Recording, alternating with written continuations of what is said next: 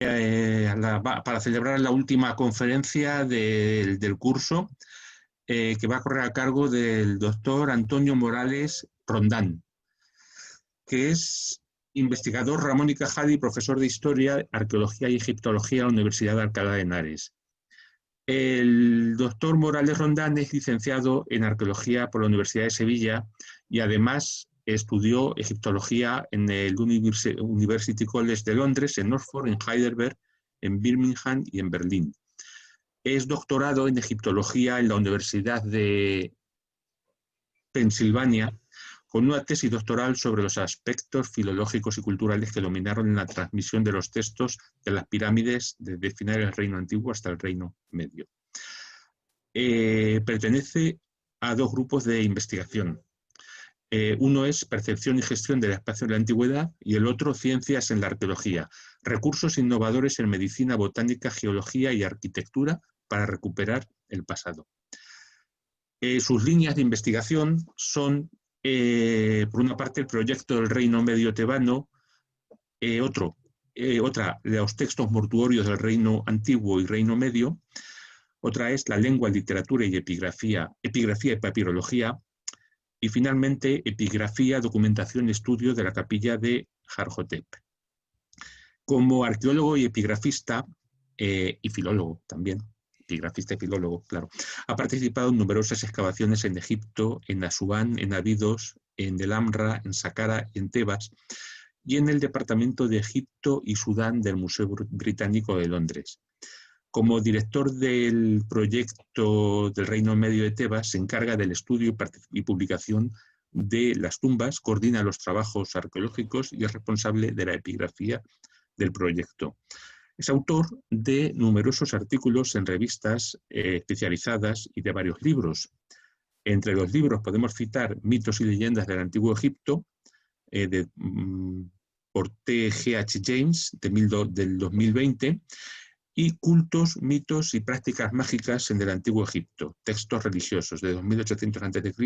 al 400 después de Cristo, la colección Entre Piedras.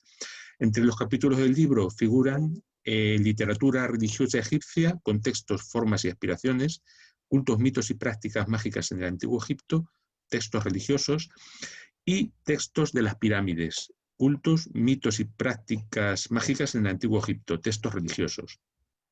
Entre los artículos destacan, publicado en 2018, Preservar a sus muertos de la muerte, la momia egipcia de Nespamedu en el Museo Arqueológico Nacional, y The Middle Kingdom Theban Project, resultados preliminares de la misión en Deir el-Bahari, primera y segunda campañas, 2015-2016.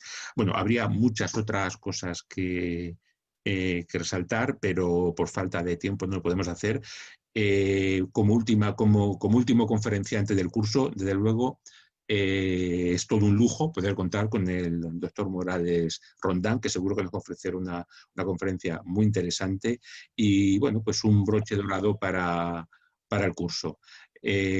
Pues encantados de tenerte aquí para esta conferencia y te cedo la palabra. Muchísimas gracias. Muchas gracias. Bueno, en primer lugar, bueno, a ver si funciona la compartir. Voy a intentar a ver si se puede pantalla completa. Creo que sí, que ahora se verá bien. Bueno, muchas gracias, muchísimas gracias, por supuesto, a la Asociación Oriens por la invitación, a Borja Sanz y a José Manuel Cañas, por supuesto, por esta magnífica, amable y cariñosa invitación y presentación.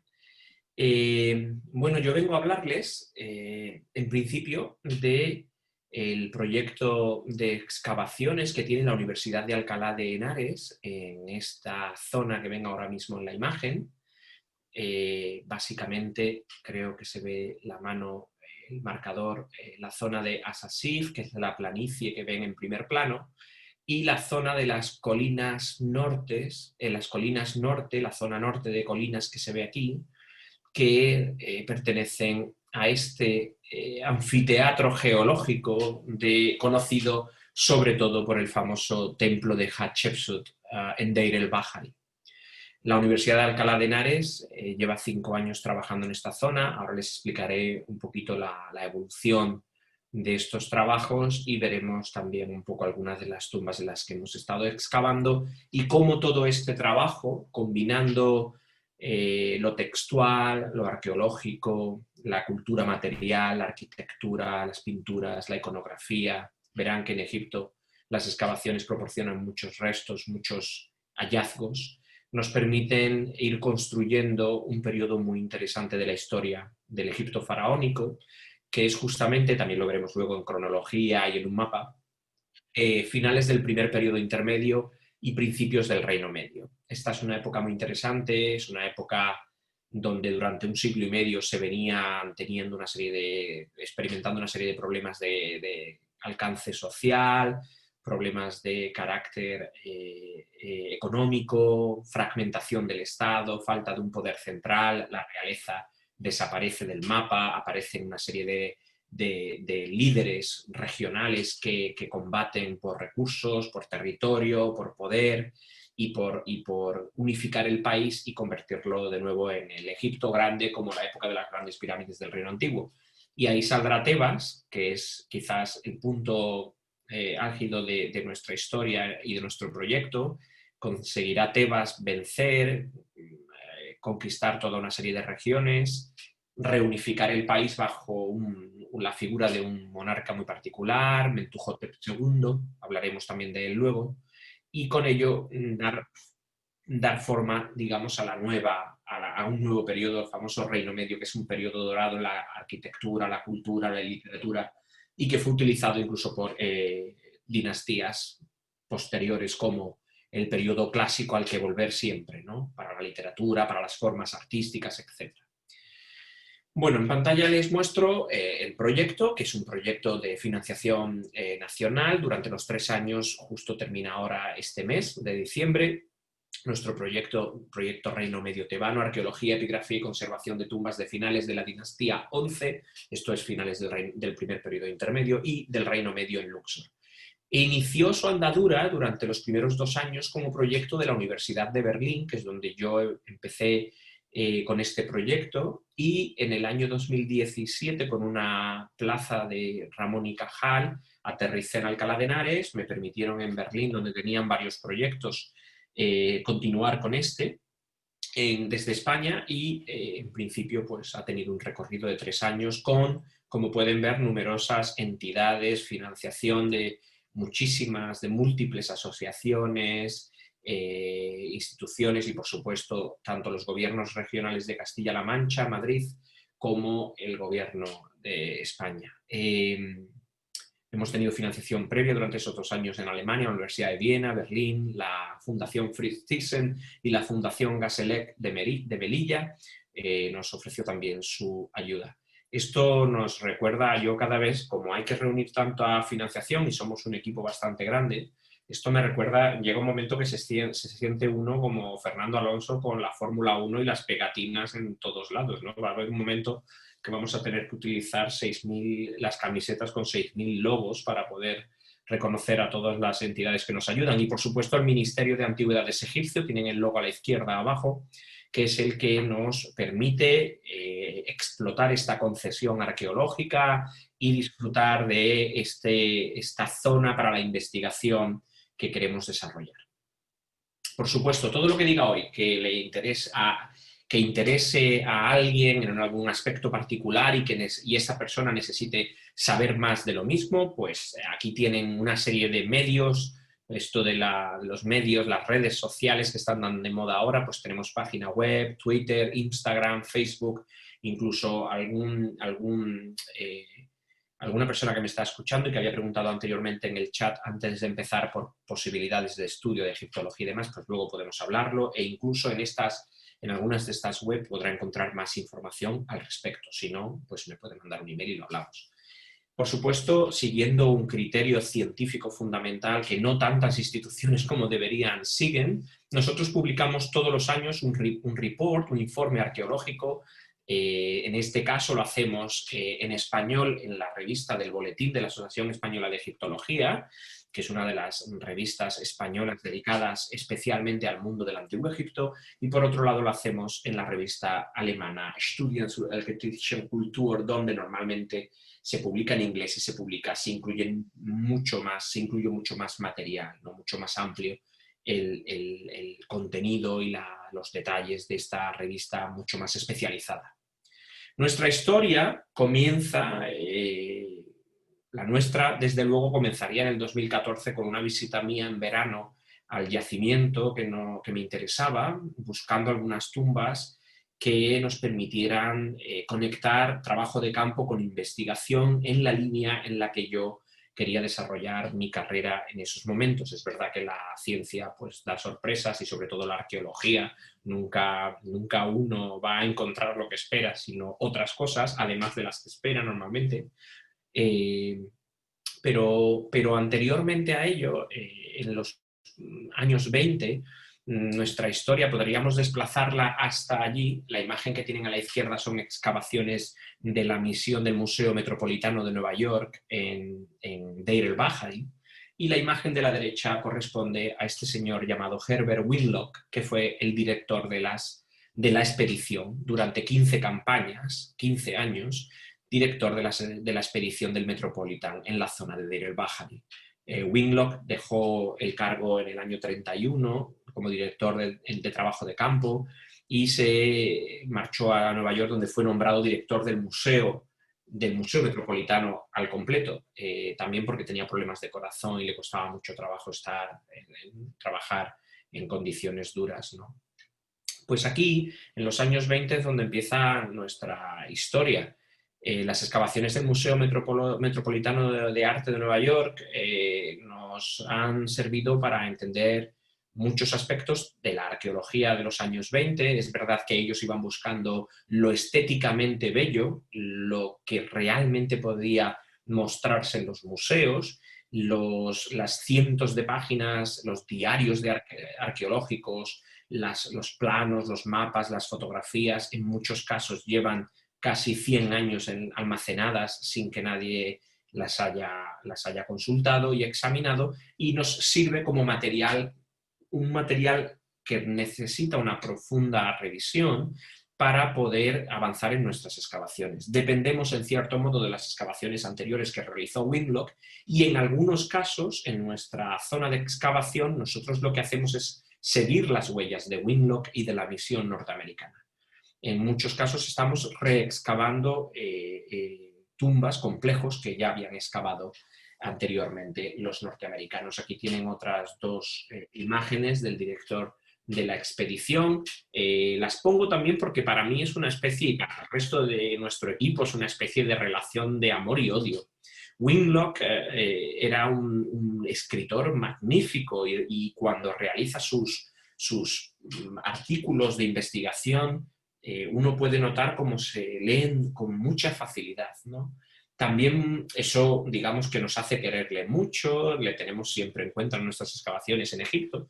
Por otro lado, fue un arqueólogo muy desorganizado, fue un arqueólogo que tomaba unas notas bastante irregulares, y fue un arqueólogo que incluso en las publicaciones, en un artículo de 15 páginas o en un capítulo de 15 páginas, puede dedicar 12 de ellas a hablarnos de la duquesa que vino a visitar junto a su marido el duque y que entonces además cenaron pato a la naranja con la cubertería de plata que tiene el Metropolitan y que bebieron un vino egipcio del Delta muy sabroso, y se puede llevar 12 páginas así, y las últimas 3 son las que dedica realmente a la arqueología o a la cerámica o al hallazgo de un nuevo pozo, de una nueva tumba, lo que hace que en cierto modo surja ese odio, ¿no? Por eso decía esa relación de amor y odio. En cualquier caso, Herbert Winlock publicó bastante, sobre todo no tanto sobre las tumbas que nos interesan a nosotros,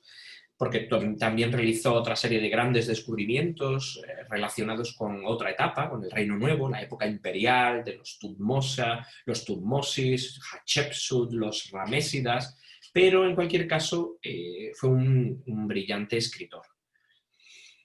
Saltamos de ese periodo de los años 20 y 30 a 2015. cuando se inicia, tras mi visita del 2014, no recomiendo a nadie, o más bien recomiendo a todo el mundo no ir en agosto a Egipto nunca a visitar tumbas, porque la situación puede ser muy dura, ¿no? Las condiciones son muy complejas y muy duras.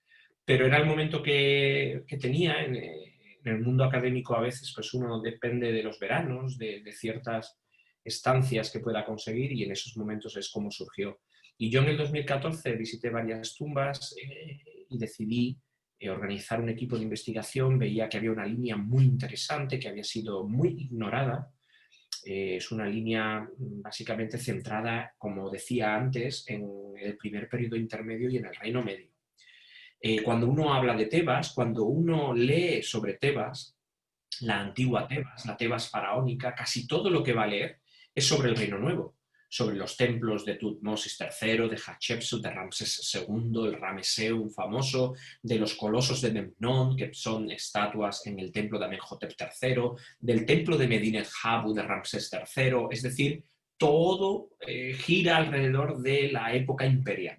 Sin embargo, lo veremos luego, entre el 2000 y el 1650, perdón, encontramos ahí una época anterior que desde el punto de vista arqueológico es más complicada de estudiar, ya que tenemos encima todas las estructuras de época imperial, pero que ofrece una imagen muy interesante de la que sería la capital de la época clásica, como comentaba antes. Bueno, nuestro proyecto es un proyecto que incluye a 40 investigadores, incluyendo también a los estudiantes que solemos llevar. Es un equipo multidisciplinar y es un equipo internacional. Obviamente esto no es nada nuevo lo que voy a decir ahora, pero los equipos arqueológicos, las misiones arqueológicas ya no dependen solo de 3 arqueólogos ni de equipos con una disciplina muy cerrada, con un campo digamos, de disciplinas o de estudio muy cerrado, sino que incluyen numerosísimos campos, ¿no? Y disciplinas, metodologías, técnicas, tecnologías. Tenemos arquitectos, tenemos topógrafos, arqueólogos, historiadores, epigrafistas o filólogos, como decía antes José Manuel Cañas. Tenemos especialistas en papirología, tenemos especialistas en cerámica, especialistas en imágenes, en lectura de imágenes satélites y sistemas de información geográfica. Tenemos restauradores y conservadores, tenemos antropólogos físicos o médicos forenses que estudian los restos humanos, tenemos especialistas en animales, en restos animales, tenemos fotógrafos profesionales, es decir, que el trabajo geóloga, tenemos una serie de especialistas que cubren numerosos campos y que hacen mucho más rica, también mucho más compleja, la estructura del proyecto y la producción del proyecto. Una producción con una narrativa muy diversa, con publicaciones en numerosas revistas de distintos campos, y esa combinación de disciplinas permite estudiar de una manera muy particular, muy específica, las tumbas egipcias, el cementerio egipcio en el que nosotros trabajamos. Por supuesto, no hay que olvidar la colaboración con el gobierno egipcio y con la localidad egipcia en la zona de Luxor, en nuestro caso en la orilla occidental, donde tenemos numerosos trabajadores locales, los inspectores del gobierno, los trabajadores y el líder de la cabeza de los trabajadores. En esta imagen lo ven, al Rais Ali Farouk, el jefe de trabajadores, es con quien trabajamos, el capataz, con quien trabajamos para la organización de un equipo bastante grande. Nosotros utilizamos unos 100 trabajadores cada año en estas excavaciones arqueológicas y, como verán ahora, la razón es muy simple. Trabajamos en casi 5, ahora 6 tumbas, 6 complejos funerarios a la vez, lo que para nosotros es muy interesante a la hora de recibir, absorber, adquirir información y datos, pero a la hora de trabajar, de realizar el trabajo de campo, supone tener 4 o 5 equipos trabajando a la vez en distintas zonas. Imagínense lo que supone también a nivel organizativo eso para la utilización de aparatos, tecnología, herramientas, etc. Usamos walkie-talkies y aquello es una locura porque además, como somos un equipo internacional el 50% es de la Universidad de Alcalá y de universidades españolas, el otro 50% sobre todo norteamericano, alemán, inglés y egipcio. Claro, el problema es que en el walkie-talkie suena de todo. Uno puede escuchar árabe porque están hablando 3 conservadores egipcios entre ellos, puede escuchar alemán, puede escuchar inglés, español, y entonces a veces es un jaleo, sobre todo para el IP del proyecto, que soy yo, que tiene que intentar mantener el orden y el trabajo organizado día a día. Bueno, en cuanto al contexto, digamos, cronológico, histórico, debemos centrarnos, como decía antes, en un periodo fundamental, es el primer periodo intermedio. El conocido como Reino Antiguo, esta época de las grandes pirámides, de crecimiento, de una ideología muy fuerte sobre la realeza divina, ese periodo termina hacia el 2150 con una fragmentación del poder central, con digamos, una retirada de las estructuras estatales en todo el país, que queda fragmentado, como decía, en distintas regiones, con distintos linajes locales de gobernadores que se plantean controlar todos los territorios y recursos posibles. Ese periodo, como podemos ver en la primera fase de esta línea descendente, de esta flecha, dura unos 100 años y da lugar a grandes cambios en lo social, en lo económico, en lo regional. Hasta ahora todo se había explicado en base a un problema de carácter climático. Se decía que el río Nilo no había traído las aguas necesarias, los niveles necesarios para mantener la agricultura y la economía en funcionamiento como solía hacer durante el Reino Antiguo. Los hallazgos recientes que se han realizado, que se han obtenido últimamente, y hablo de los últimos 5 o 10 años, demuestran que esto no es así, que los niveles de aguas irregulares, estos niveles bajos, ocurrían a menudo, no es una cosa nueva. Y que en realidad lo que se ha producido es, desde el punto de vista político, una fragmentación, lucha de poderes entre distintos legisladores locales y grandes cambios sociales. Cambios sociales que tienen que ver también con la, digamos, desaparición de un poder estatal fuerte. Y eso da lugar a este periodo, que es un periodo rico. Los yacimientos de las distintas regiones indican que los cementerios, el ajuar funerario, las clases sociales han ido cambiando, han ido participando de la distribución de la riqueza en el país, cosa que antes, durante el Reino Antiguo, no podían hacer, ya que todo iba centralizado, se manejaba todo para que llegara al Estado y a la monarquía, al faraón. Entonces estos grandes cambios dan lugar a nuevas estructuras, nuevos fenómenos, entre ellos esta idea de las luchas entre regiones. Y en esa situación encontramos en lo que sería el periodo de la reunificación.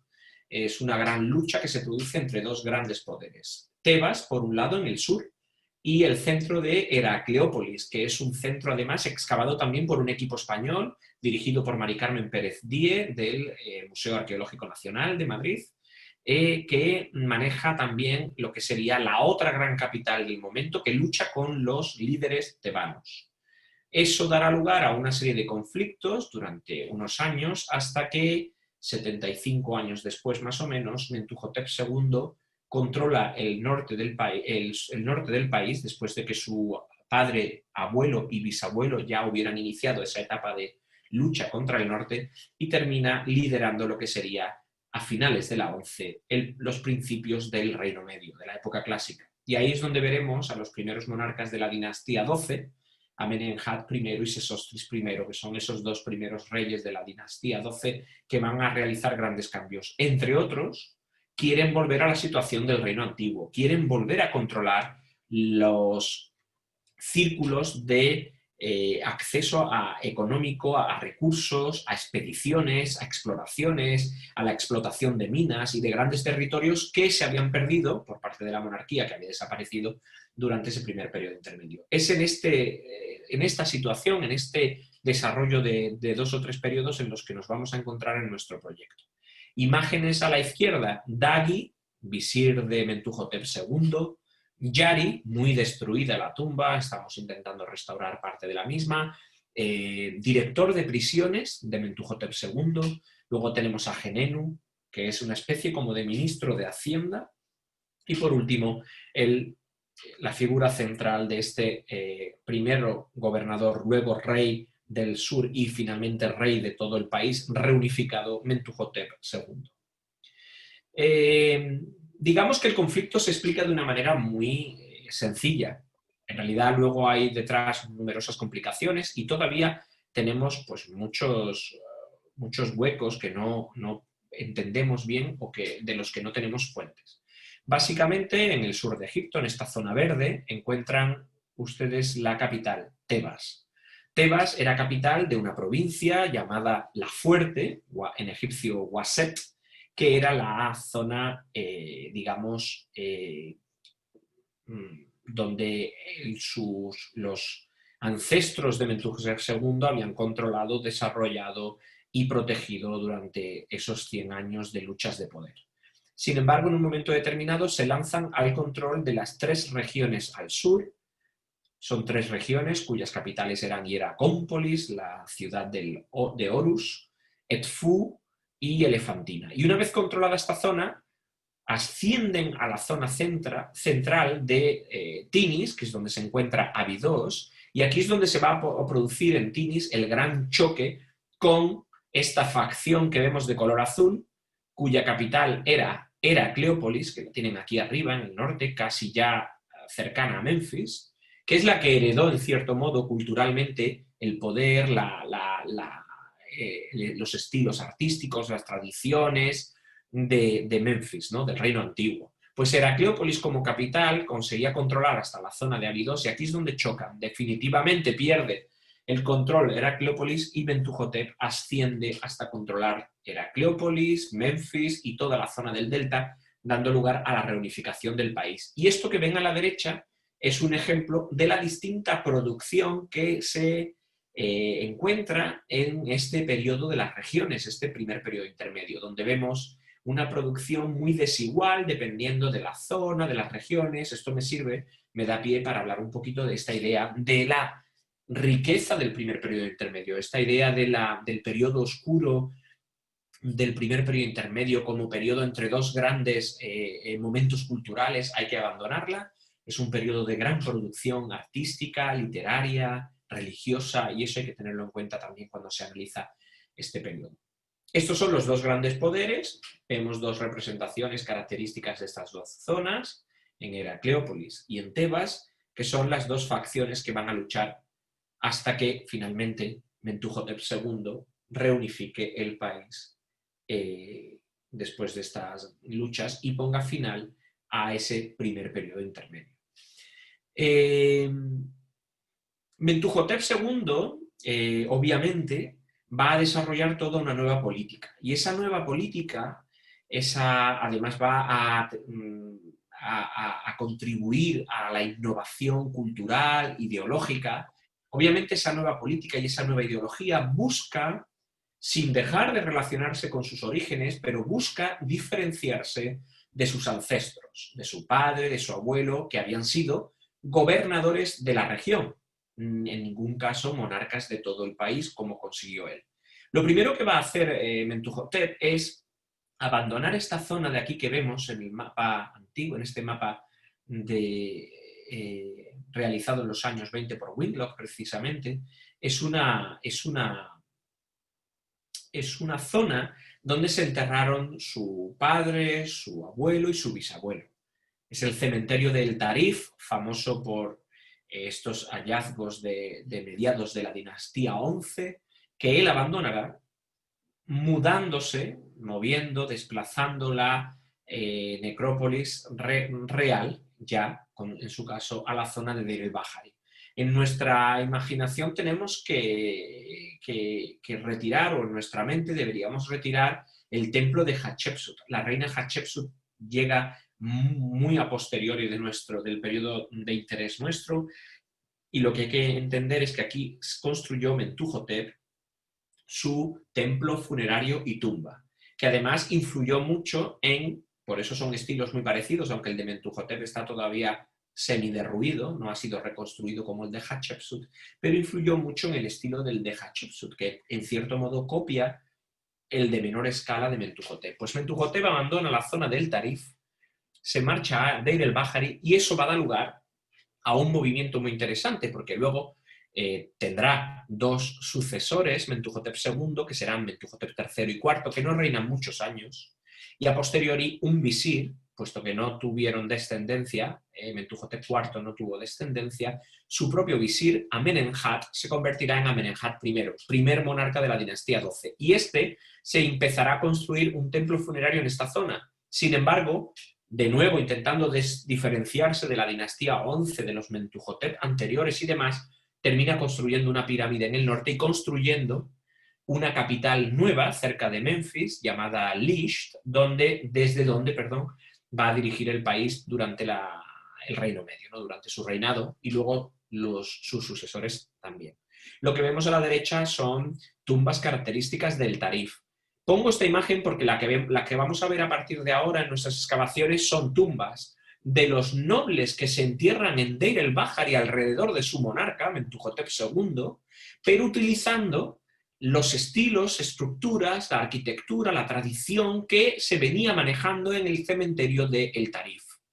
Como Mentuhotep II, como nuevo rey que quiere diferenciarse de sus ancestros, construye un nuevo modelo, al haber controlado el norte, atrae artistas del norte y lo que quiere hacer también, en cierto modo, es evidenciar con su monumento también esa reunificación del país utilizando estilos del norte, estilos piramidales, estilos que tienen que ver más con las mastabas de Giza, de Saqqara y con las grandes pirámides de estas dos necrópolis en el norte, pues mientras los nobles, la élite, lo que hará será copiar las tumbas de los reyes del Tarif. En el caso que vamos a ver, en nuestro caso, desgraciadamente con cierta complejidad, puesto que en el Tarif tenemos una llanura, una plataforma, que permite este tipo de construcciones, y en nuestras colinas norte lo que vamos a ver son colinas además con una pendiente muy marcada, lo que significa que estos patios son espectaculares, como veremos ahora, pero debe costar construirlos, ¿no? Aquí tenemos ya un poquito nos vamos acercando, ya tenemos aquí la construcción del templo de Mentuhotep II, en la colina norte una serie de complejos, estos complejos rectangulares son grandes patios, ahora veremos las tumbas que hemos excavado, y aquí tenemos en el sur esta zona del templo de Amenemhat I que abandona. ¿Cómo lo abandona? Los pocos que se iban enterrando a principios de su reinado, como Mequetre, ahí se quedaron muy aislados, porque no se terminó nunca esta construcción, ya que se hizo una pirámide en el norte, la nueva capital. Y llegamos a la zona de las excavaciones. Como decía antes al principio de mi presentación, una planicie, Asasif, esta zona de aquí, que nos interesa porque tiene una serie de líderes, de altos cargos de la época, no tan prominentes. Por ejemplo, nuestro director de prisiones, Yari, se encuentra en esta zona de aquí, ahora lo veremos en un momento, pero sin embargo los grandes visires, ministros de Hacienda y demás se van a enterrar en esta colina o en la cara norte, no lo vemos bien aquí, pero en la cara norte de esta colina, que es la colina de Cheikh Abdel Qurna. Pues en esta colina también se entierran varios altos cargos del periodo de Mentuhotep. Lo que están haciendo es rodear no este templo que es el de Hatshepsut, sino este que está todavía por reconstruir, cuyo rectángulo patio principal estaría aquí delante, rodean al rey, digamos que abrazan al rey en esta, digamos, construcción ritual, en esta especie de performance arquitectónico, de dramatización de esta reunión de toda la corte del rey alrededor de esa figura, ¿no?, del monarca. Nuestras zonas, nosotros no controlamos todas estas zonas como, digamos, oscuras, sino que son zonas de interés. Nosotros lo que controlamos en nuestra concesión son tumbas particulares. Vamos a ver 3 sectores principales que nos interesan, ahora iremos uno por uno en detalle. El sector A, que está en esta zona de aquí, que incluye las tumbas de Ipi y de Genenu, tenemos un sector, el sector B, que está al este. El sector B incluye una tumba, la E1, al ser el sector este, hemos denominado esa tumba E1, la primera que excavamos en el este, y que es interesante porque parece que no ha sido saqueada en tiempos modernos, no en la antigüedad, pero sí, sí que se ha salvado, se ha librado en tiempos modernos, lo cual en cierto modo es ya un logro. Y por último, en la planicie tenemos un par de tumbas, por un lado la tumba de Yari, este director de prisiones de Mentuhotep II, y una en esta cara que decía yo, la cara norte de esta colina, que es la tumba de Dagi. Dagi es contemporáneo a Genenu, se excava o construye su tumba frente a Genenu, rodeando, o digamos, frente al gran símbolo del periodo que fue el complejo del rey al que querían acompañar. Esta es una imagen del sector A. Las tumbas, como decía, tienen una, lo veremos ahora cuando entremos en las que hemos ido excavando, tienen una estructura o una tipología muy clara. Son tumbas con un patio de entrada inmenso, suelen ser tumbas, estos patios suelen medir unos 80 metros de largo, unos 30 o 40 metros de ancho, 28 o 30 metros de ancho.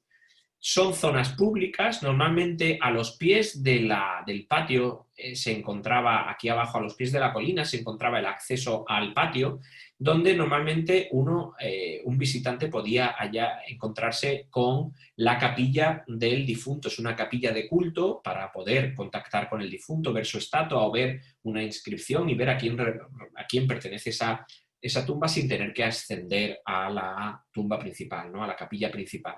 Luego estaría la fachada y dentro de la tumba, en lo que sería ya el hipogeo, nos vamos a encontrar con una zona pública, lo reitero, pública porque se podía visitar, entrar, normalmente tenía una puerta de madera, se entraba y se podía visitar la zona de culto, que normalmente tenía un plano, en el plano se suele ver como una sala cuadrada, donde estaba una estatua del difunto o estelas o inscripciones del difunto, imágenes o pinturas del difunto, donde se podía contactar con él, realizar ofrendas, donaciones, rezar, contactar con él como un familiar, como un amigo. Y otra cosa muy distinta es la zona privada, la zona íntima del difunto, la zona de enterramiento, que en ocasiones estaba fuera en el patio, en ocasiones estaba en el pasillo, en ocasiones estaba bajo en la solería o suelo de la propia zona de culto, lo veremos ahora. Pues estas son las dos tumbas, la Tete, que significa tumba tebana 313 de Genenu, una especie de ministro de Hacienda o del Tesoro de Mentuhotep II, y la tumba de Ipi. Ipi fue visir, vino después del visir Dagi, que es el que está enterrado casi que frente a Genenu, en esta zona de aquí, ahora lo veremos en un momento, y Ipi fue un poquito posterior. Y luego en medio está la tumba de Jarhotep. Nosotros esta tumba la recibimos en la concesión, pero luego el gobierno egipcio cambió de opinión, protestaron los polacos que también excavan en la zona algunos de los complejos y le pasaron el complejo se pasó a la concesión polaca. Sin embargo, este complejo había sido en 1889, fue desmantelado completamente, el interior digo, enviado al Museo del Cairo, y nosotros sí que hemos recibido permiso del Museo del Cairo para estudiar las inscripciones y el sarcófago que se encontró en su interior, que están, como digo, en el Cairo desde finales del 19. La zona este aparece repleta de tumbas, es una zona donde está la tumba E1 que comentaba anteriormente, que es la que hemos trabajado quizás más este último año y medio, y otra serie de tumbas que según Winlock, que ya visitó estas zonas, dos de ellas estaban abandonadas, estas dos que vemos aquí, y esta tercera de Neferhotep es posterior. Neferhotep es un soldado, es un arquero del rey y viene, digamos, en una época posterior que ahora mismo no nos interesa tanto, aunque antes o después tendremos que estudiar también esta tumba. Y desde esas colinas, mirando ahora hacia el sur, tenemos por un lado la pequeña tumba de Yari, director de prisiones, alejada del complejo del rey, que estaría más en esta zona, más hacia la derecha en la foto, y Dagi, que construyó su tumba frente a la de Genenu, que estaría justo donde estamos nosotros ahora mismo, desde donde se echó la foto. Dagi, que se construyó una gran tumba con un patio principal. Sin embargo, Dagi sigue una tradición distinta, como veremos con Yari, porque la arquitectura de la zona no permite grandes patios, como veíamos en la zona desde el punto desde el que tomamos la foto, ¿no? Luego veremos esto uno por uno en detalle, se ve más claro. Aquí de nuevo tenemos la zona A, nuestra zona sector oeste, donde teníamos 3 tumbas. El complejo de Genenu, el complejo de Jarhotep, que como hemos dicho pasó en la segunda campaña a la concesión polaca, y la tumba de Ipi.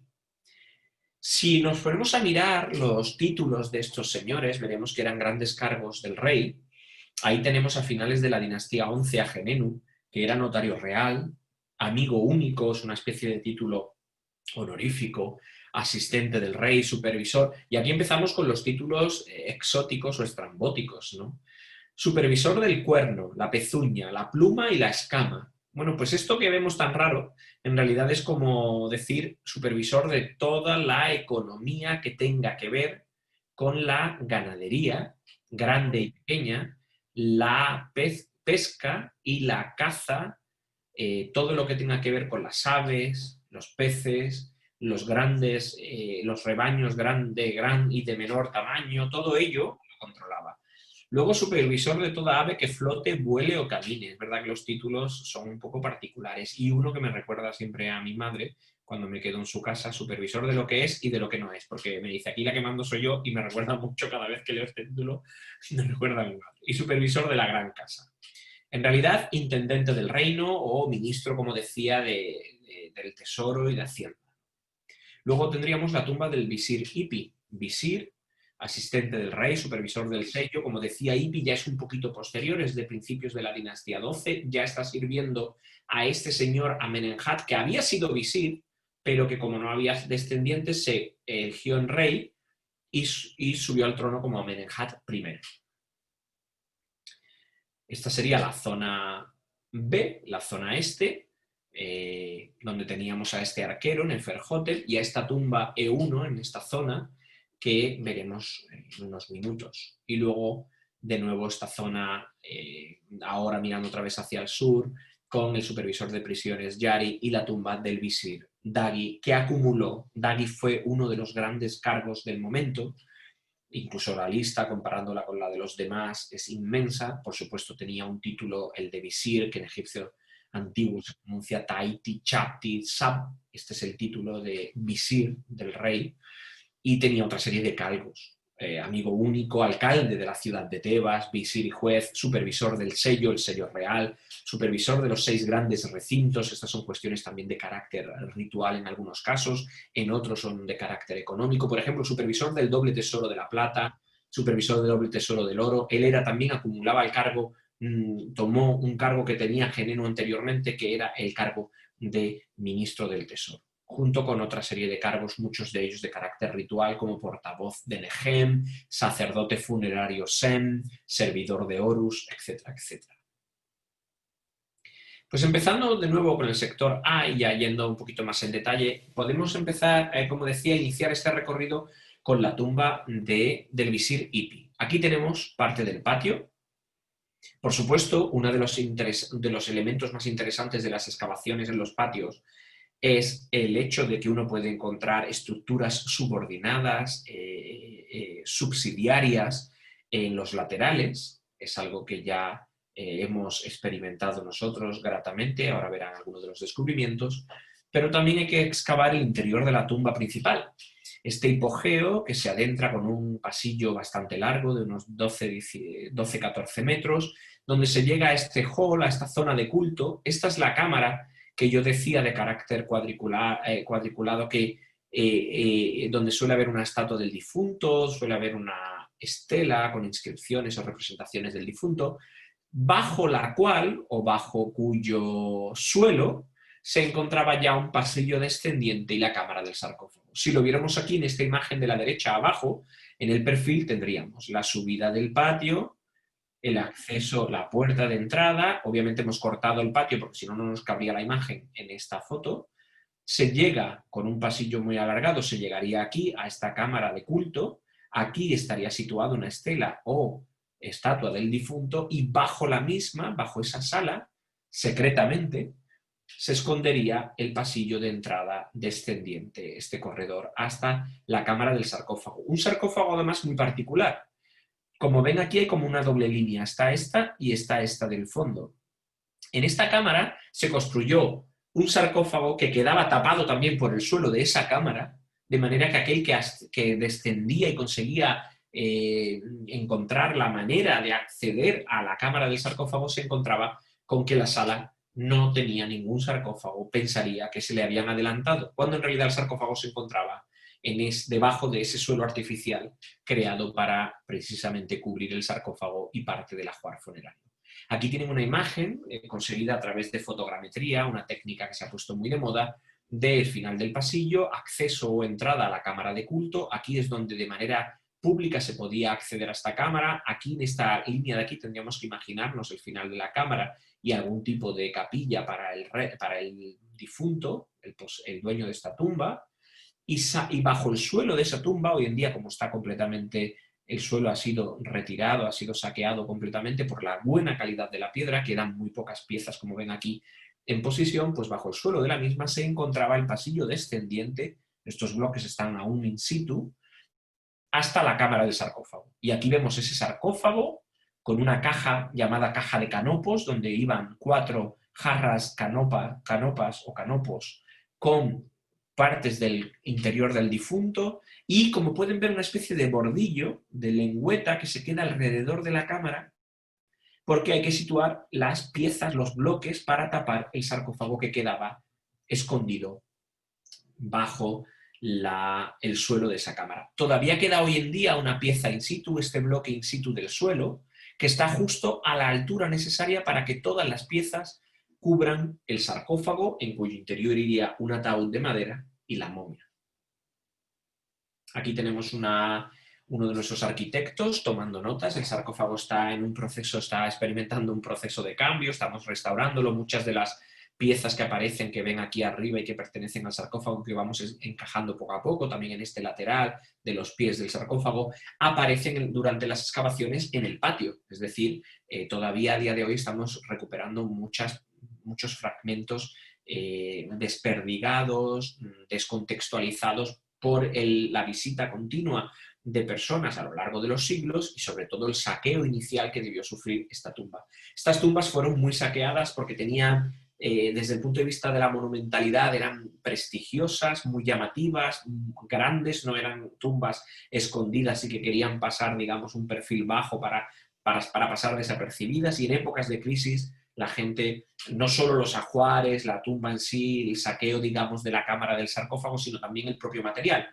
Las paredes de caliza, los relieves, los suelos normalmente realizados en arenisca, son materiales de gran calidad a los que no todos podían acceder y que podían ser saqueados fácilmente. Aparte del arquitecto, pues tenemos a conservadores y a epigrafistas trabajando en este sarcófago, perdón. Fíjense la diferencia entre una zona sin restaurar, aquí este cuadrito de la esquina superior izquierda de la primera foto, a la derecha. Estas son las distintas láminas, algodones y líquidos químicos que los restauradores están utilizando, y este es el resultado final. La limpieza de los sarcófagos es fundamental para poder trabajar a nivel de epigrafía, y aquí tenemos a la epigrafista trabajando en el copiado, la copia y colación de textos inscritos en las paredes de este sarcófago. Son textos de carácter religioso, también hay algo de decoración, una puerta falsa llamada así porque se entiende que el difunto a través de la misma puede entrar y salir del inframundo para acceder al mundo de los vivos y viceversa, ¿no? Desde el mundo de los vivos volver al mundo de los muertos. La copia y el trabajo de transcripción desde lo que sería este jeroglífico cursivo que ven aquí, estoy hablando ahora a nivel paleográfico, a los jeroglíficos que se ven en la izquierda, realizados por ordenador con un software particular, pues llevan su tiempo y es el trabajo de los epigrafistas que participan en el equipo. Las excavaciones, por supuesto, también de los patios son muy importantes y han dado lugar a grandes descubrimientos.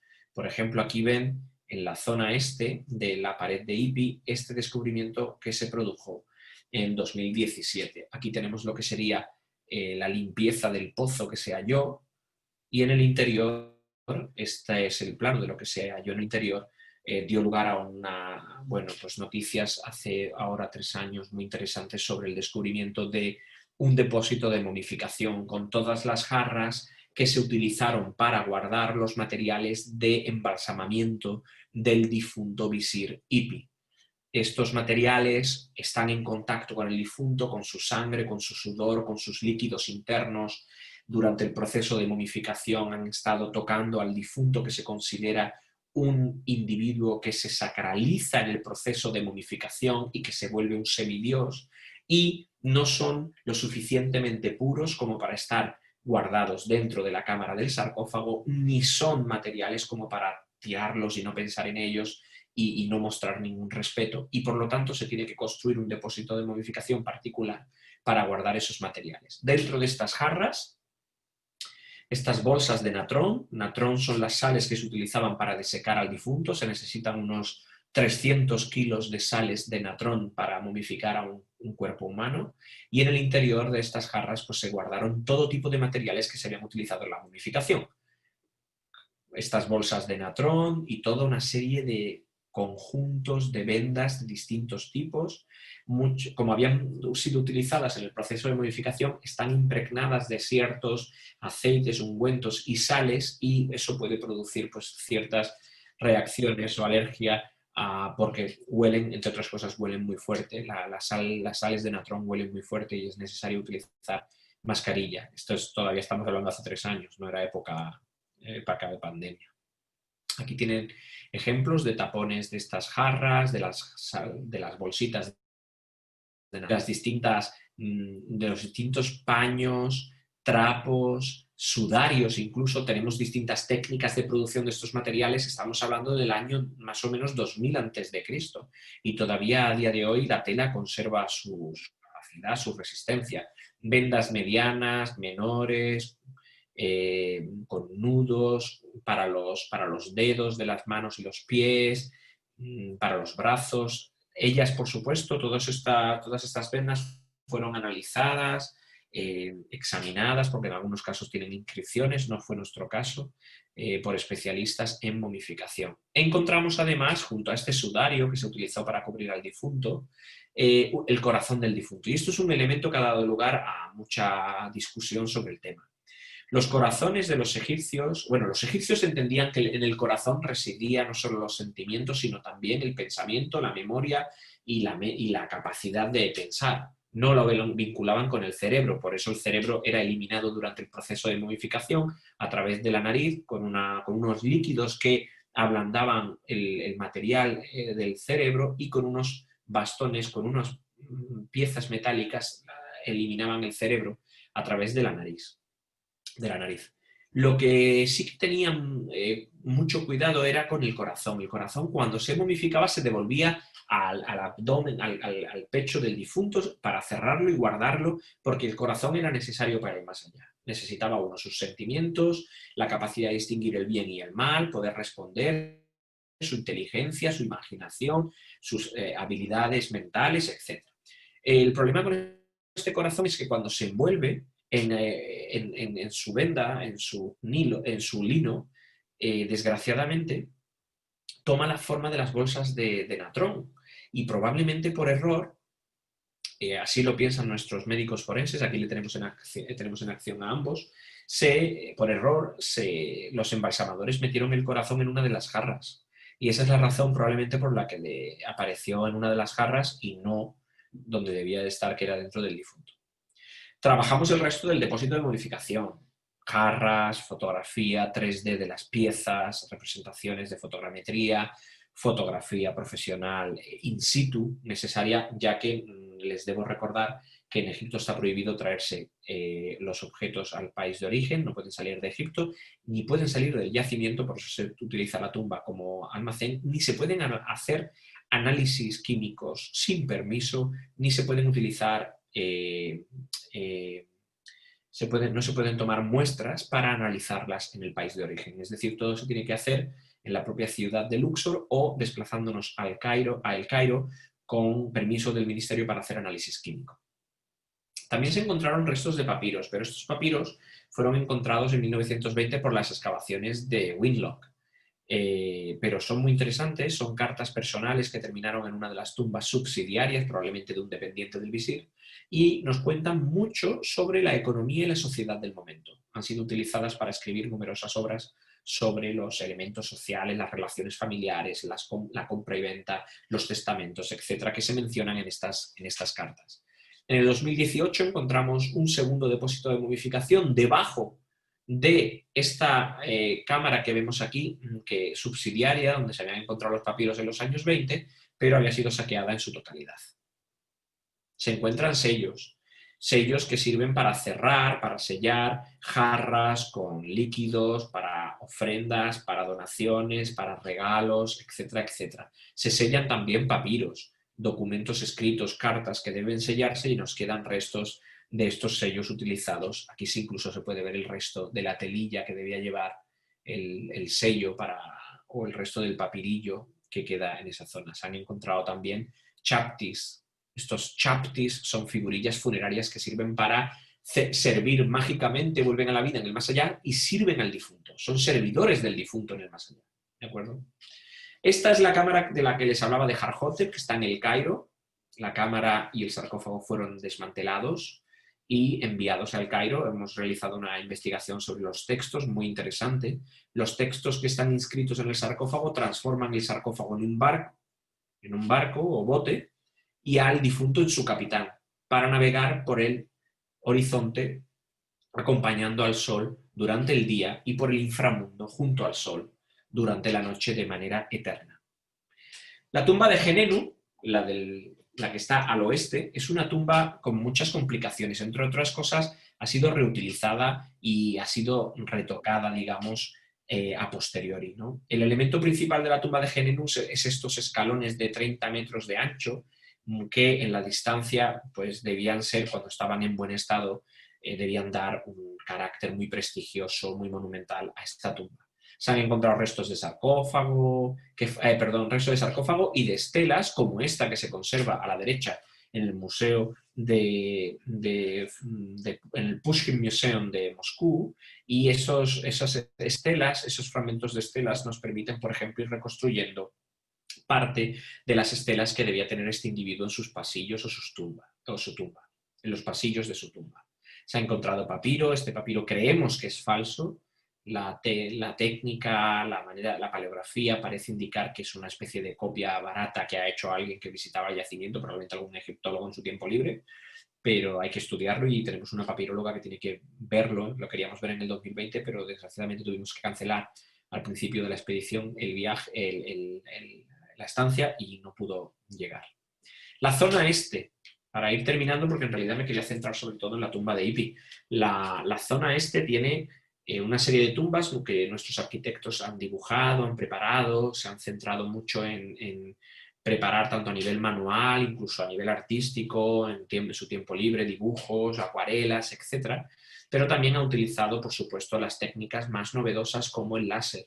El láser permite centrar la máquina en una sala, dejar que durante unos minutos lance una serie de millones de puntos a través de la luz láser que emite, y eso permite luego reconstruir esos puntos. Además, reconstruye en color, lo que significa que uno puede reconstruir incluso el color, las paredes, es como fotografías junto con las formas, ¿no?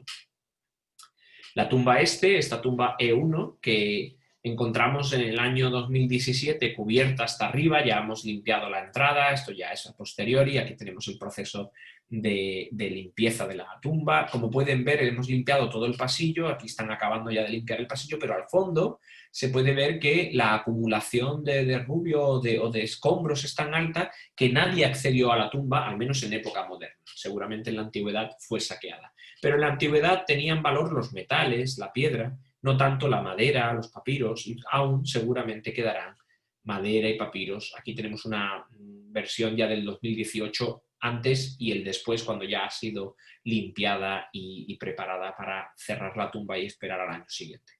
Y por último, las dos tumbas del sur. La tumba de Yari, que como les decía, las dos del sur, que son las dos de Asasif, ya siguen una tradición distinta.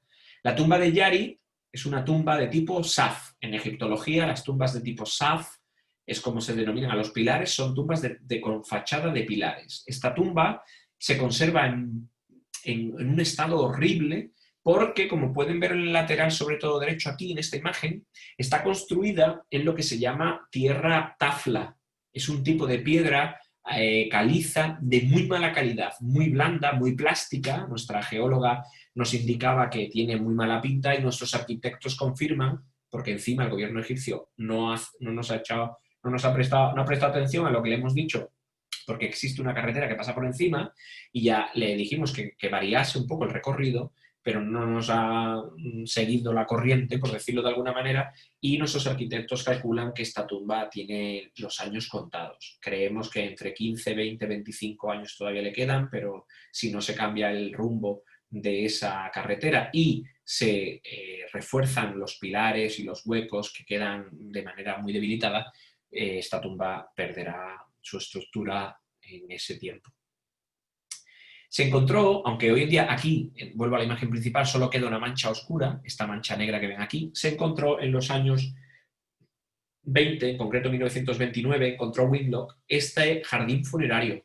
Un jardín funerario que es un elemento que ha dado mucho que hablar porque en el CSIC, José Manuel Galán, con su equipo del proyecto Yehuti, ha excavado y encontrado uno de los primeros, el primero, aunque Winlock ya en los años 20 ya había encontrado este. Lo que pasa que en esa época, como dije al principio de mi charla, solamente se buscaba lo estéticamente bello y esto no servía para llevarlo a un museo o para mostrarlo en una galería y por lo tanto fue abandonado. Nosotros en estos años lo que hemos hecho ha sido investigar lo poco que queda del mismo, cubrirlo y protegerlo y en la próxima campaña esperamos poder excavar lo poco que quede de esta estructura que en su época pues tenía cierta altura, cierta entidad. Las paredes de esta tumba fueron cubiertas por Winlock en 1929 y posteriormente por el gobierno egipcio. Quedan pocas y en muy mal estado, el resto queda en muy, muy mal estado. Pero bueno, intentaremos recuperarlas. Esta es una de las que queda bajo los maderos. Tenemos un equipo de 7 conservadores que se va a unir al equipo Teban, a nuestro proyecto Teban el año que viene. Son 4 conservadores, 2 españoles, 2 egipcios y 3 de la Universidad de Londres, que nos van a ayudar en la conservación, restauración y decidir si en el desmantelamiento de las piezas, de las pinturas para llevarlas al Museo del Cairo o de Luxor o para algún tipo de protección sólida y estable que permita que se mantengan con el tiempo. Las pinturas son de un estilo muy particular, que es el estilo todavía anterior a la reunificación, un estilo muy local, con los ojos muy marcados, las figuras con unos patrones, digamos, no los estándares del Antiguo Egipto, en la época centralizada, y luego con una serie de elementos como este juego del artista que juega con la audiencia. Fíjense, no se sabe bien cuál es la cabeza que está delante o detrás, las patas no se saben a qué animal pertenecen. Es un juego en el que no se sabe qué animal está delante y detrás, ¿no? También referencias a una higuera de sicomoro, que es un árbol vinculado con la diosa Hathor. La diosa Hathor, la diosa vaca Hathor, era la diosa patrona de la necrópolis. Y con esta referencia a unos individuos que se suben, aquí en el dibujo se ve mejor, mientras a los animales salvajes intentan atacar o acceder a los alimentos, a los higos, pues aquí se puede ver esta higuera de sicomoro que de manera simbólica hace referencia a la diosa Hathor. Y por último, la tumba de Dali, mucho más monumental, mucho más grande, es la que menos hemos trabajado. Hemos dibujado un poquito una planimetría manual, hemos empezado con el láser. Tiene delante, todo esto que se ve delante, estas estructuras de adobe son parte de un monasterio copto que aprovechó la planicie y también aprovechó el interior de la tumba para construir unas estancias para sus monjes. No pertenece al Reino Medio, a la época faraónica. Aquí tienen otras imágenes de la tumba vista desde arriba. Esta es la tumba de Dagi.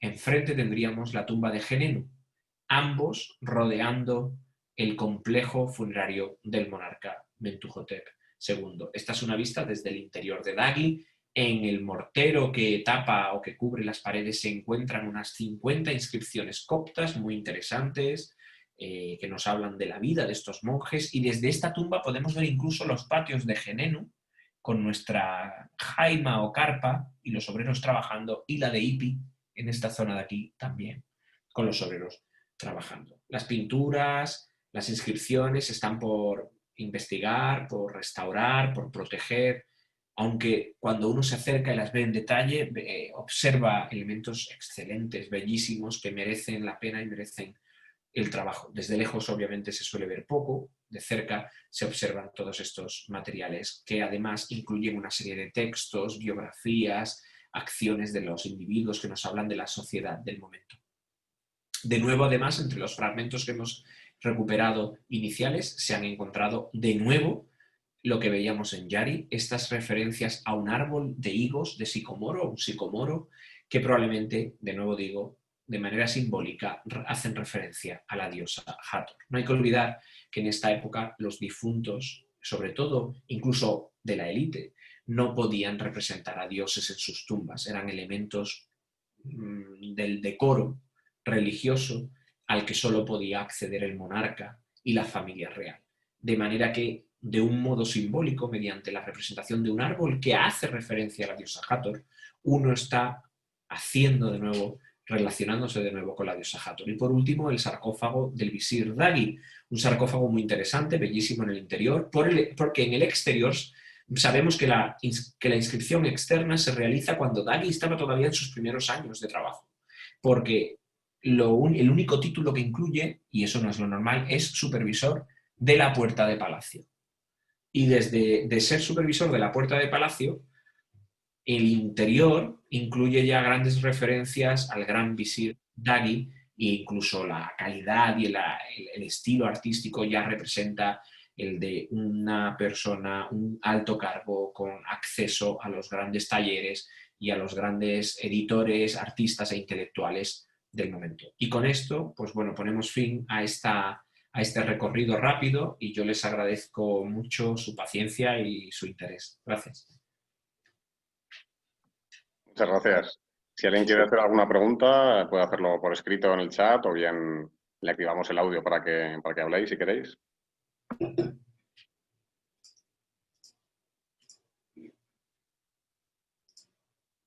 Habían preguntado antes en el chat, hace un rato, si los patios de las tumbas estaban adornados con jardines o estatuas, ¿no? Como has contado después. Los patios de estas tumbas, bueno, el elemento del que hemos hablado, el jardín funerario, es un elemento bastante excepcional. Los patios estaban, en principio, rodeados, estaban o bien excavados en la roca o bien rodeados por muros que se construían en adobe. Tenía un acceso, una capilla a la entrada. Normalmente esta capilla estaba realizada con el suelo, la solería en piedra y el resto de la capilla en adobe, con algún tipo de estatua o estela, y el resto del patio era básicamente un espacio abierto. Un espacio abierto para la realización de distintos rituales. Es un espacio además muy irregular, aunque uno en la distancia lo que ve es en la pendiente ves cierta regularidad. En realidad nuestras excavaciones están demostrando que bueno, el suelo original es muy irregular y seguramente ellos además juegan con estas irregularidades del patio para ofrecer representar una especie de acceso al inframundo muy interesante, ¿no? Además hay otras cuestiones que no están muy bien estudiadas todavía, son muy novedosas, como es que dependiendo de la altura de estos muros laterales del patio, muros perimetrales, cuestiones de voz, ¿no? de sonido, cuestiones del performance y de la dramatización. ¿Qué repercusión tenía que los muros fueran altos en una zona muy abierta, pero también con cierto eco, ¿no? Para la realización de cánticos, de rituales de llanto, muy famosos, ciertos rituales de plañideras que realizan un llanto ritual para el difunto, para conmemorar ciertas fechas, su memoria, etc., ¿no? Y estos son elementos a tener en cuenta. Hay que contextualizar este tema de los patios. Los egipcios visitaban muchos los cementerios y querían recordar a sus difuntos, y todas las inscripciones y referencias y estatuas a los difuntos servían para mantener esa memoria de la comunidad, ¿no? Y eso era algo bastante común. Pero en principio los jardines funerarios no se han atestiguado solamente hasta el descubrimiento del CSIC, solamente se habían atestiguado iconográficamente en pinturas, y luego José Manuel Galán encontró este, que excavó hace unos años ya, hace 3 o 4 años, y se encontró el que nosotros hemos relocalizado, ya que Whitlock en su momento lo había descubierto y así lo publicó. Lo que pasa es que Whitlock simplemente mostró un par de fotos y como solía, como dije al principio de mi intervención, solía escribir poco y a veces de manera muy desorganizada sobre estructuras y elementos que no le interesaran mucho. A veces cogía una pieza y le dedicaba una monografía, porque en su opinión merecía la pena. Es verdad que eran piezas de gran impacto a nivel artístico, a nivel, digamos, de la talla, de los colores, de los pigmentos, de la tecnología que hay detrás de la producción de un objeto, pero en otros casos una tumba entera las resumía en un par de páginas. También te preguntan si tenéis esperanza de encontrar alguna momia y con respecto al rey, si tenéis alguna pista de lo que pudo pasar con su momia. Bueno, hemos encontrado 9 momias hasta ahora y los médicos forenses aún no han tenido tiempo de estudiarlas. Son momias que desgraciadamente, desde el punto de vista científico, desgraciadamente están descontextualizadas porque son momias que o bien pertenecen a tumbas que fueron saqueadas y por lo tanto el saqueador de las primeras cosas que va a hacer es destruir la momia para evitar que el espíritu del difunto vuelva al cuerpo y pueda atacarle. Eso es un elemento fundamental en las creencias egipcias. En las creencias egipcias el cuerpo es fundamental, lo físico es necesario, de ahí que se momifique al difunto.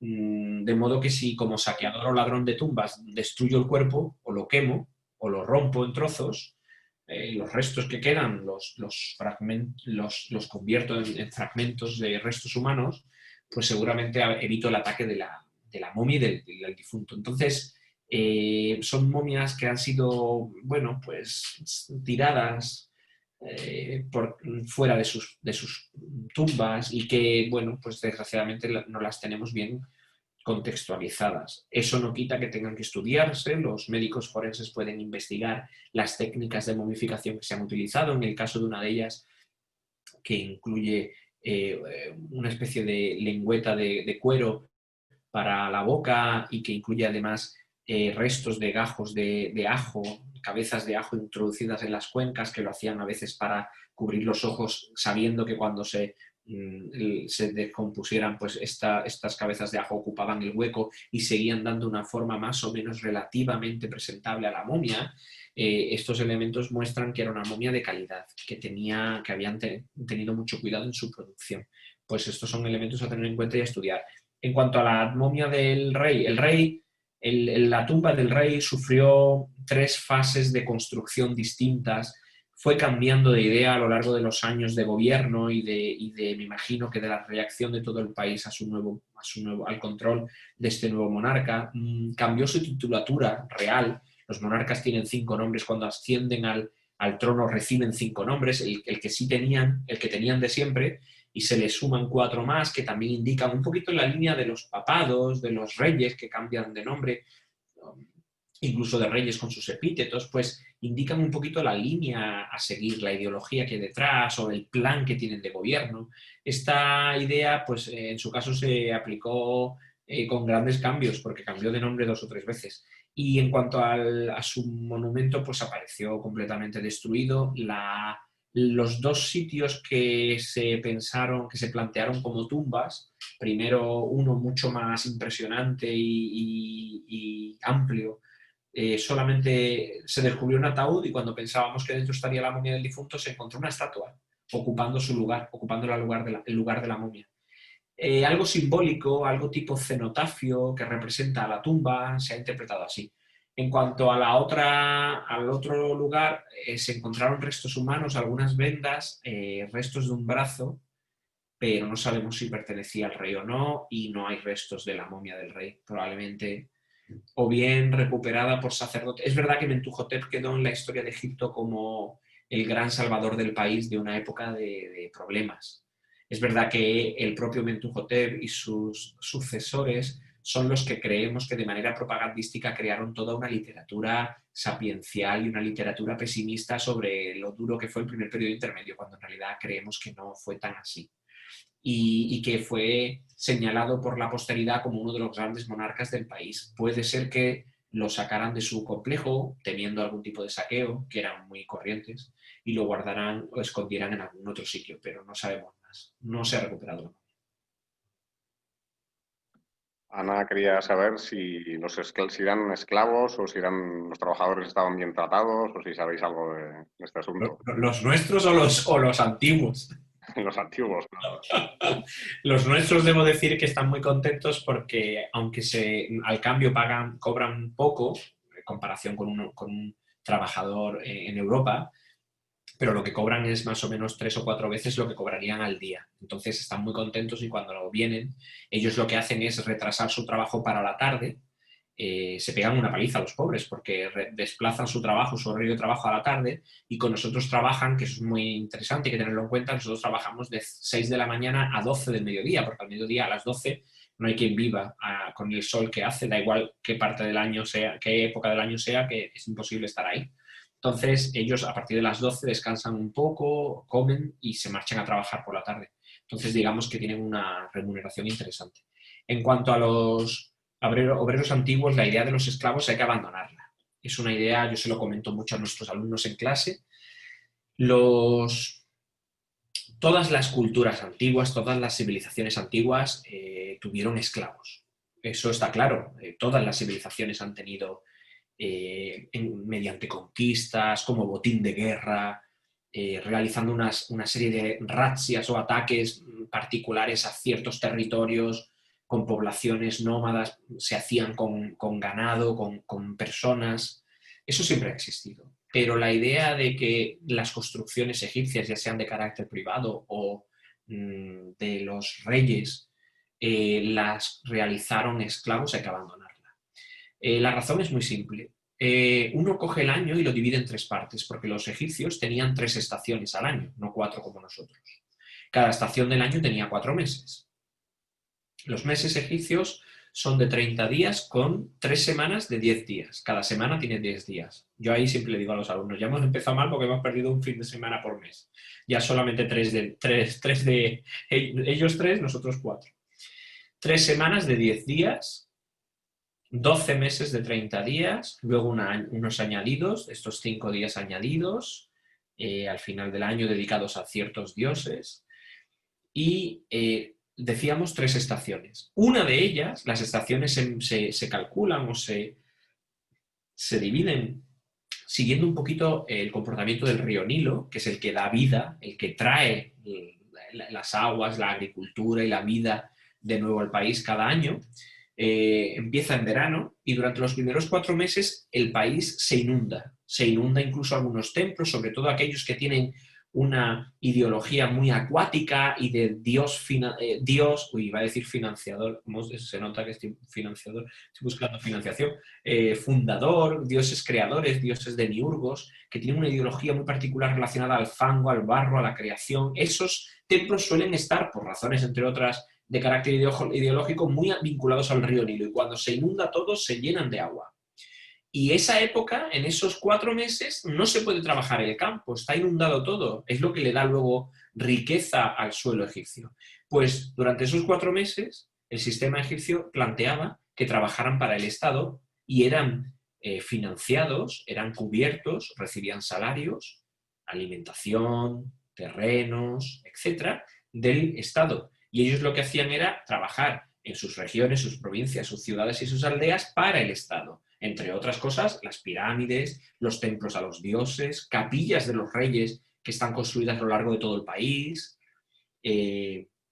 puertos, tanto en el Mar Rojo, en el propio Nilo, zonas de puerto marítimo, también en el Mar Rojo, construían pozos a lo largo del desierto, fortalezas en las zonas desérticas para controlar el paso a los distintos wadis y oasis de la zona. Es decir, que la esclavitud hay que abandonarla como idea fundamental para explicar la construcción de los grandes monumentos porque la economía permitía y la sociedad estaba basada en una especie de agenda anual, esquema anual, en el que 4 meses eran para el Estado, ¿de acuerdo? Entonces eso explica mucho las construcciones, sobre todo de carácter piramidal. Eso no quita que aparte, digamos, que de 20.000 hombres construyendo pirámides, aparte sumáramos 1.000 esclavos que van a ayudar allí, pero eso es distinto. No es la base fundamental social que ha dado lugar, entre otras cosas, no solo físicamente, sino ideológicamente, a la construcción de las pirámides. María pregunta si las ramificaciones que salen de los pasillos tenían alguna finalidad. Muchas de las ramificaciones que vemos, por ejemplo, en la tumba de Geneno, estos pasillos secundarios, subsidiarios, son construcciones posteriores, son reutilizaciones de un espacio sagrado para construir o bien nuevos pasillos y salas, dependiendo un poquito de la situación del momento, si la tumba era fácilmente accesible o si uno simplemente había improvisado, había entrado y con cuidado se quería construir un pequeño hueco para un familiar. Entonces, en ocasiones lo que se constata es que se construye a posteriori, son de distintas épocas, algunas amplias por recursos o por tiempo o capacidad para acceder a la zona en la necrópolis, y en otros casos muy improvisadas y menores, justo el espacio para meter un ataúd, y en todos los casos son de carácter funerario, son para seguir enterrando a personas normalmente de épocas muy posteriores, no estamos hablando de familiares, a personas que 3 siglos después no tengo dónde enterrar a mi abuelo y decido, pues abro aquí un hueco en esta tumba que todavía mantiene cierta presencia, cierto, podríamos decir, señorío, prestigio, monumentalidad, y ahí le entierro y bueno, como no tenía otros recursos, no he podido construir una mejor tumba. También te preguntan por el primer periodo intermedio, si se debió a un problema económico por la crecida del Nilo o qué pudo propiciarlo, si excesiva presión de las élites, pobreza del resto. Bueno, como suele ocurrir en historia, la explicación a un elemento tan importante tiene que ver con muchas cuestiones, ¿no?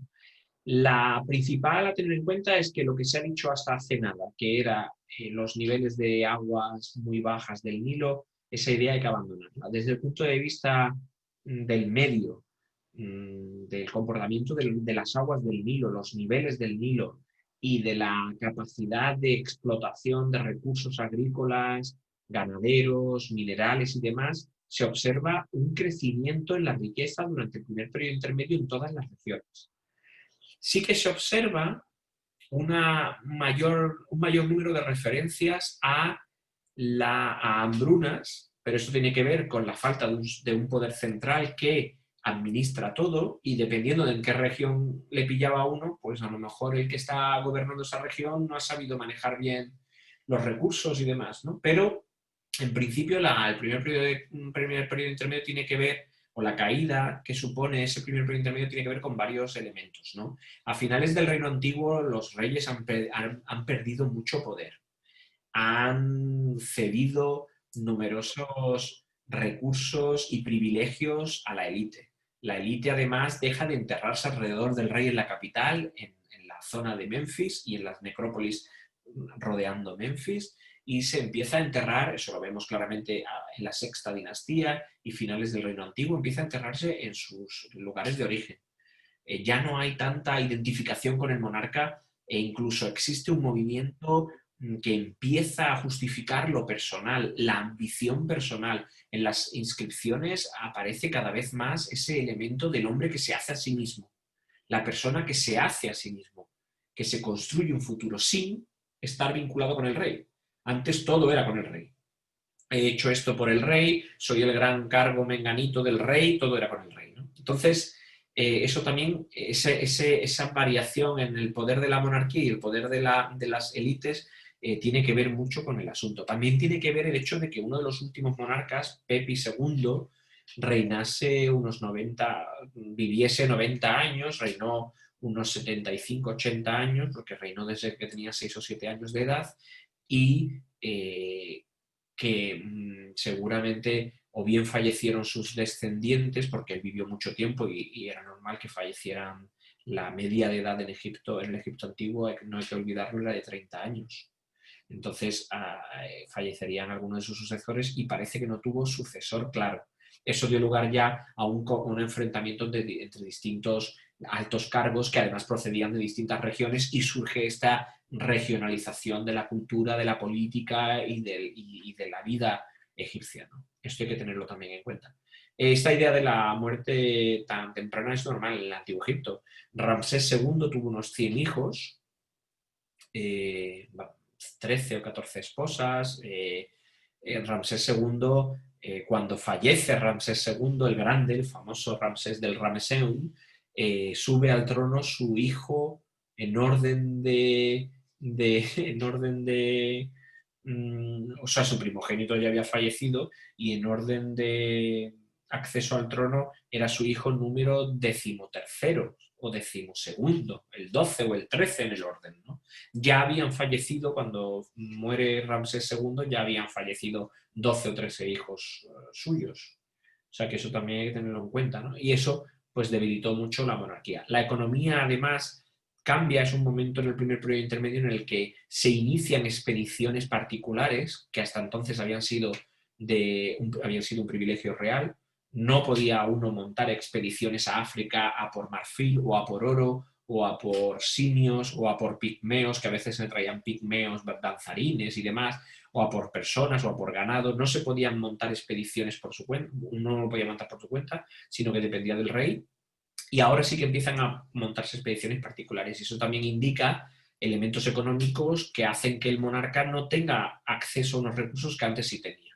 Si a eso le añadimos cambios sociales, poderes regionales, falta de un heredero, claro, y que Heracleópolis en el norte se alza como la heredera, como ciudad, la heredera cultural de Memphis, pero tampoco consigue controlar el poder del sur, donde sobre todo los nomarcas o los gobernadores, digo nomarca porque los llamamos nomos, ¿no? Los nomos o provincias, la palabra griega, nomo, que significa provincia o región, pues los nomarcas del sur eran tan fuertes que los heracleopolitanos del norte no conseguían controlar el sur. Eso también da pie a pensar en toda este puzzle de relaciones económicas, sociales y políticas muy complejo.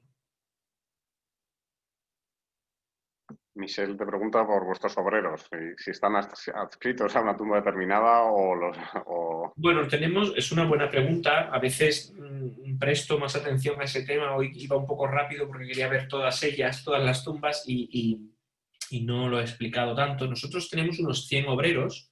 Los obreros son contratados por el capataz, que es este rais. En árabe rais es cabeza, ras es cabeza en árabe, ¿no? Y este rais o capataz es el que elige a los obreros, que normalmente lo hace siguiendo un criterio muy interesante, muy social, en cierto modo, ¿no? Él elige cabezas de familia, sin repetir familia, de manera que la economía que nosotros aportamos, el dinero que aportamos a la aldea, se reparta bastante bien entre todas las familias. No elige a 5 miembros de una misma familia, intenta que toda familia tenga un representante. A nosotros nos parece espléndido porque significa que en cierto modo estamos ayudando a todos, ¿no? Con este salario extra en comparación con su salario diario normal, ¿no? Nacional. Los obreros están adscritos a distintas tumbas y a veces por cuestiones de necesidad se cambian. Normalmente cada año cambiamos.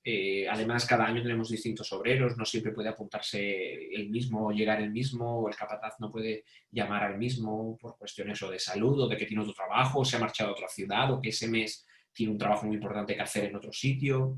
Entonces, en principio los obreros cambian bastante. Lo que sí hay que tener en cuenta es que los obreros, yo lo sé porque los pagamos, se dividen en 3 categorías. Está los iniciados, los que acaban de empezar, los nuevos, que son los que están unos 2 o 3 años trabajando. Luego pasan ya a lo que sería un poquito el especialista, el que ya sabe un poquito, ha estado 3 o 4 años excavando. Y luego está por fin el jefe de grupo. Los jefes de grupo los notas claramente porque además son los que excavan con más cuidado, los que además notan, sienten, perciben los cambios en el adobe, en la arena, en una estratigrafía distinta, se empiezan a convertir ya en verdaderos arqueólogos y controlan muy bien este tema. Es más, nuestros arqueólogos están bastante relajados al ver todo el conocimiento y toda la experiencia que tienen estos señores que llevan ya 15, 20, 30 años excavando en Egipto y saben perfectamente detectarte distintas estratigrafías, unidades, problemas en las estratigrafías, te los van explicando ellos mismos y es una cuestión que hay que aprovechar, ¿no? Pilar, quería preguntarte si sabéis por qué el corazón del visir no estaba junto al difunto. Bueno, es un poco lo que he explicado en la charla. El corazón tiene que volver al cuerpo del difunto durante el proceso de momificación. El vendado y el cuidado que pusieron en el corazón hizo que, en cierto modo, en peso, en forma y en apariencia, se pareciera, fuera similar a una de las bolsas de natrón. Nosotros creemos que en el proceso tan rápido de la momificación, la parte médica o física, más tipo forense, más todo lo que supone los rituales religiosos que acompañan todo este proceso médico o forense, digamos que todo eso es un proceso muy complejo en el que en un momento determinado se perdió el control y de repente pensaron que era una bolsa de natrón y la introdujeron, una vez finalizada el embalsamamiento, lo introdujeron en las jarras de los que iban al depósito de momificación y allá fue. Es un poco la única explicación que se nos ocurre. Había quien decía, para hacer daño a un difunto se le destruye. Eso es verdad, pero destruirías la momia, no tenemos la momia. Pero es que el corazón está en perfecto estado. Hubieras destruido también el corazón. La tumba de Ipi ha sido saqueada, pero no ha sido destruida.